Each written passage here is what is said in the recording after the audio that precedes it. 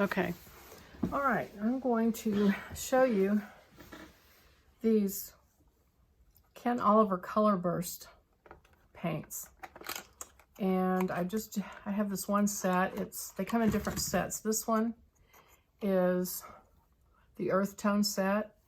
So it has sepia, burnt orange, yellow ochre, terra verte, indigo, and merlot. And they're powders with different colors mixed into them. And you shake them out on your paper. So I'm going to demo with a couple of pieces of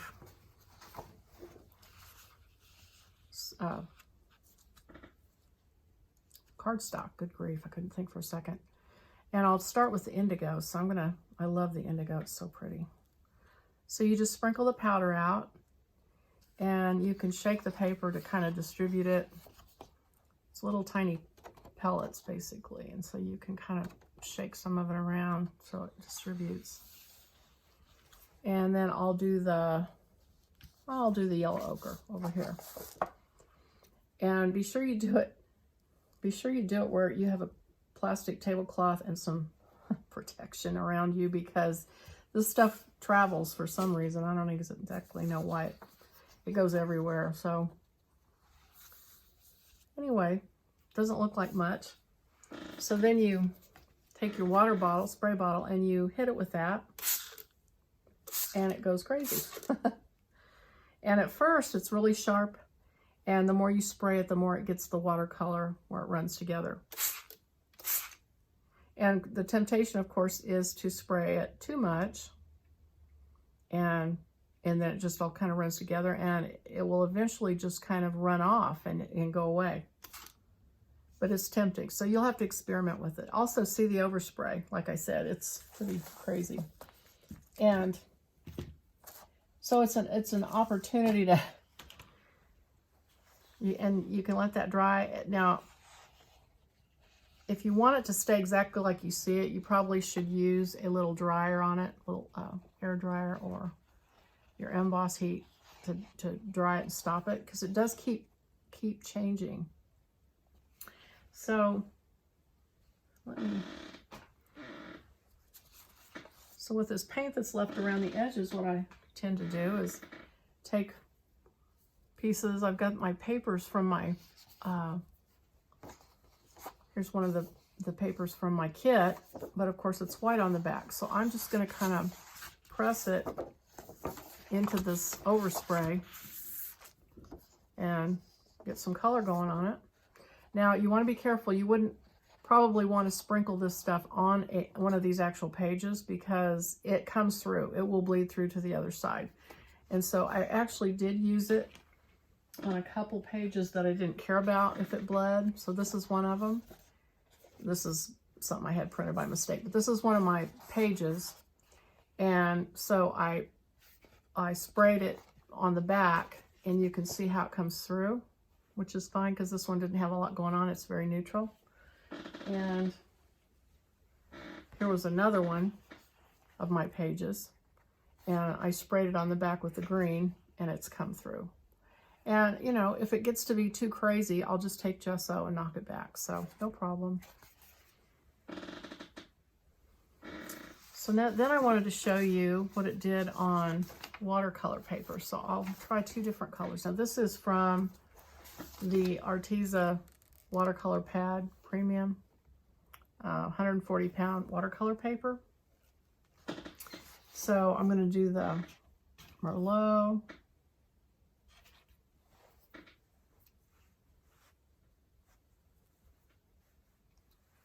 and I'll do the, let's see, green. And you can see I don't do that much.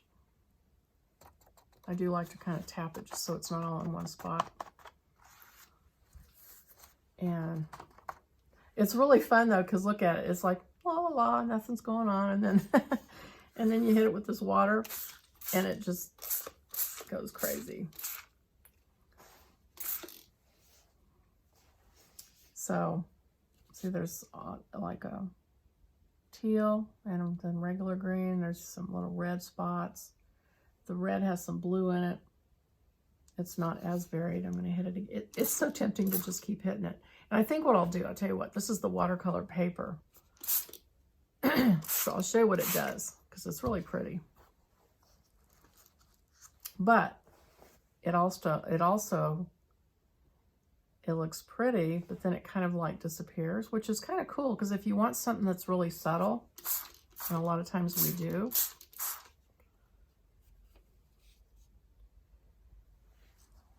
and you can make it run and do all sorts of things. But at some point you do kind of need to stop, because it will just go to nothing, and you'll lose everything. So just as a warning. You can also, while it's wet, you can always add more to it. So for instance, this green, I didn't get a lot there. There's water up in there. And you can do cloth. Here's some of the indigo on a piece of cloth that I did a while back. And this is just cotton cloth. And I sprinkle the indigo on it, and just be aware that your cloth stays wet longer, so it moves. You'll look at it and think, oh, it's great, I love it. And then you'll come back a few minutes later and it looks totally different. So you know, again, you could throw it in the dryer and dry it, stop it. Here's the sepia, and it's got a lot of variety and color on that. I'm not sure that I love that, but that's all right. Here's the green. I wish this was more of an olive green, just because I'm more of that color green, but it's pretty. So that's what it looks like on cloth. So see, these are really, really cool. And for what we use them for, that has a lot of pigment. So again, you can take your plain white sheets. I don't know that I want red. I might want a little green. I'm just going to blot it a little bit there, just to get some color. Let that run around.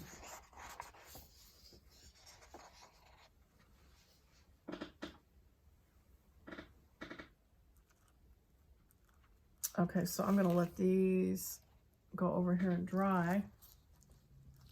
I really do like that. That's pretty, but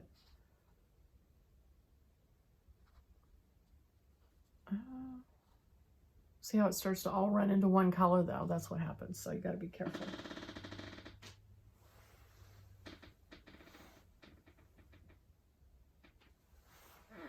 So you've got this puddle of color, so you can always take just plain stock, blot it up if you don't want to waste it. And it may not look pretty at the time, but you can always add stuff to it, and at least you're not starting with a white sheet of paper, because that kind of freaks people out. So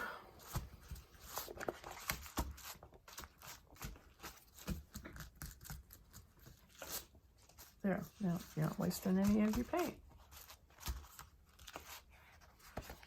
Okay, and then I was going to try it on a piece of brown paper. I have, I'm going to add brown paper to this journal we're working on. Probably at least one sheet in each signature. And this is my old table cover. So you can see I had the gesso and just different paints and things on it. So it doesn't make as big of an impact on the brown, which is probably okay. Use the indigo. I haven't used that yet. Hoping that looks, we'll see. We'll see what happens with brown.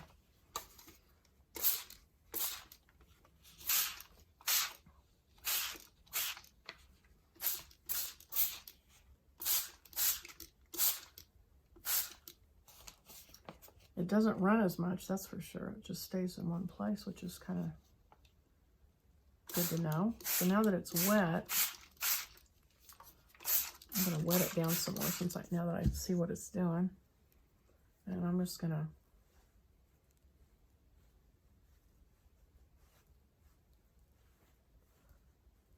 sprinkle some more. I just can't get enough of that indigo, I have to say. I might even put it over here with the green. and put that down some more.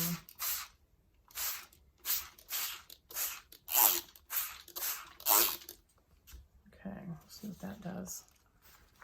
See, now it's starting to, and it goes through to the other side. You can see the table, so that's okay with me. I'm gonna let it run. And so you can see I'm just playing. I'm just gonna get color all over all this. And I'll cut it up when it's dry and make pages out of it.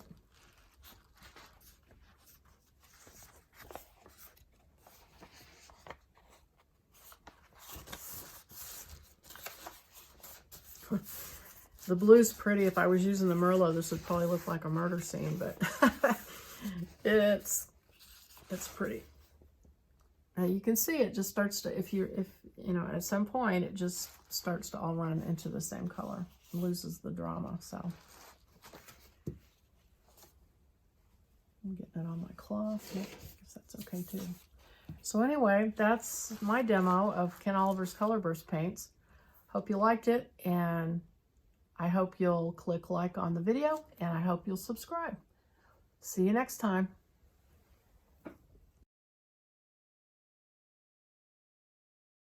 Of Oliver painting. So here's the brown paper after it dried, and you can see it stands out really well, even on the brown paper after it's dried. So there's that. These are the journal pages that I did where I just mopped up the ink that was left, and so here's the journal page how it, and I'm okay with that. This one it didn't come through because I didn't put much on it, and this one it came through quite a bit. I actually put it on here and sprayed it, so it was pretty intense, and that's what it'll do. It'll come through on the other side. And then this was, oh, that's another page where I mopped it up, and it didn't come through on that very much. But here's the cardstock paper that I put it on and then sprayed it. So that's how it dried. This one, yeah. Okay, and then watercolor paper, green, and the red, and it's just, I love it on the watercolor paper. You can see how cool it does the effects.